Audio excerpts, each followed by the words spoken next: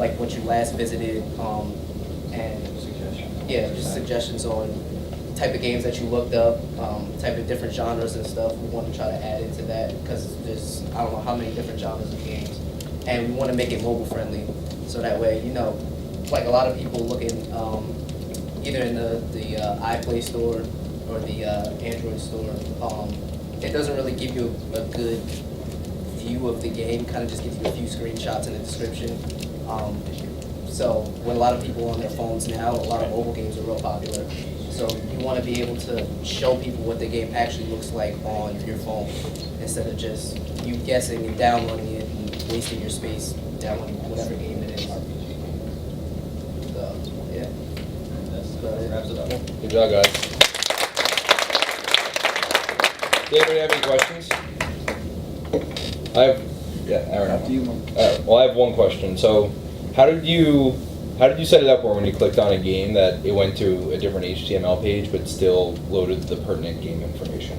Okay, so that's just, there's only actually two HTML pages. You have the home screen HTML and then you have what's called the game page. Mm-hmm. And the game page changes every time because it's made in JavaScript. Mm-hmm. So it'll load up the game page, but it takes the information. We run the AJAX call again. We only take the ID.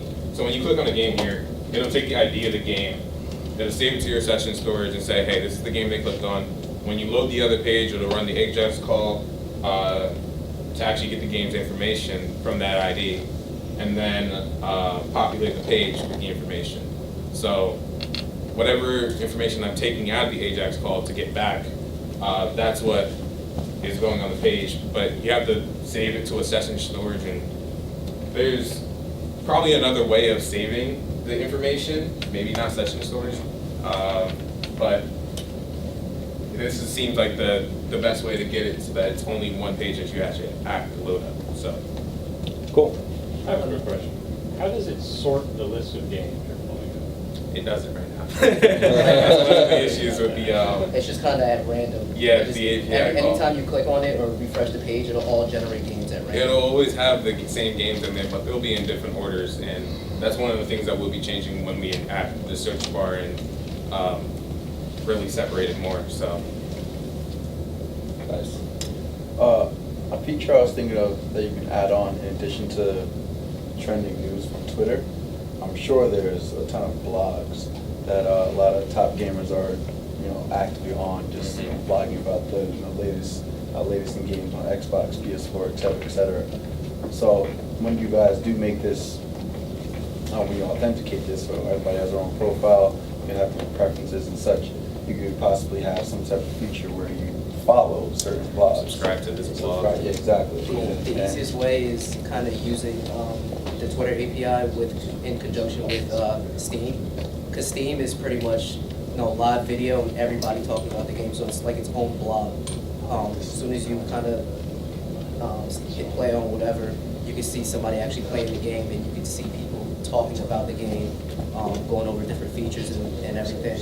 And what we eventually want to do with the Twitter API is kind of hit the developer's page, and for that to populate, so it'll show all updates coming up with the game or updates that have just came out or anything else that kind of comes up, not just from users, kind of from the games themselves. And that goes with the Twitch stuff too, the Twitch API, because like people that play like popular games, they'll be at the top of the list on Twitch. Big streamers we playing in, those people have like huge influences in terms of like what games are popular. So that's another thing we can do in terms of like maybe it'll be a little bit better than like a blog or something like that. Anybody else have any questions? How was Materialize to work with? Was that a pain in the ass, or is it not? It's terrible. It's terrible. It's not in version 1 yet. Oh, it's like super alpha, beta. Yeah. Check it out. It's so like beta. It's like version like. When you go to a 0.9 game page and you see that screenshot carousel, that took forever to make because every time it would the first iteration of it, we had it. It made the images and put them up there, but they were all in different spots on the page. Like, the image would be in the container, but it would be up here, and another one would be down here, and the other one would be down. It was just a nightmare to work with, but eventually we did get it to work. Like I think I went through 3 or 4 different methods of appending things to a page and just figuring out how to actually get it there without it freaking out. So, like right now, what it does is the carousel is always here, but it just pushes the images in when there are images. But if there are no images, it deletes the carousel. So that's how.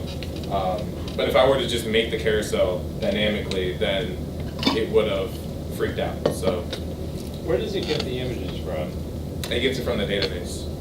So that's one of the what is it? That's one of the pieces of information that we can get from the database. Some of them, they actually have trailers in the database, but they require probably another endpoint to hit to actually like access the ID. So they'll give us a trailer ID, and it'll just be a combination of letters and numbers. We won't know what it is until we put it through and get the endpoint back. But we don't have that one, so yeah. Cool. Anything else?